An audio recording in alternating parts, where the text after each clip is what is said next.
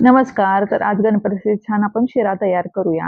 तर सकाळी मस्त असं आवरलं आणि घरातल्या देवाची देवपूजा केली. घरात देवपूजा केल्यानंतर खूप प्रसन्न वातावरण येतं. धूप वगैरे पेटवल्यानंतर सकाळच्या अगरबत्तीच्या वासानंतर. त्यानंतर दिवस असा गेला काही कळालंच नाही. त्यानंतर संध्याकाळी एक रील्स शूट करण्यासाठी शुभम आणि पॉइझन गेम खेळला. त्याच्यानंतर 8:30 वाजले. त्यामुळे गणपतीच्या आरतीची तयारी करण्यासाठी मी शिरा करायला घेतला. प्रथम एका पॅनमध्ये 2 चमचे तूप टाकलं आणि त्याच्यामध्ये रवा टाकला आणि रवा तुपामध्ये छान भाजून घेतला. तोपर्यंत मी तिकडे रव्यामध्ये घालण्यासाठी पाणी गरम करायला ठेवलं आणि ड्रायफ्रुट्स पण कट करून घेतले आणि दुधात केशर भिजवण्यासाठी ठेवलं.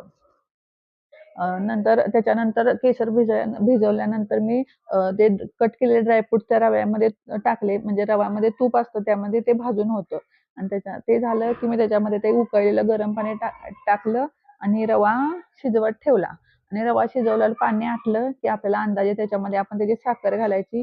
साखर पण पाणी सोडतो त्यामुळे आपल्याला जास्त पाणी घालायची गरज नाही. ते वाफून झालं की आपण जे केसर टाकलेलं दूध त्यात टाकायचं. ते टाकलं की मस्त एक 5 मिनिटं शिजवत ठेवायचा आणि असा छानसा शिरा तयार होतो. त्यानंतर संध्याकाळी गणपतीची आरती झाली.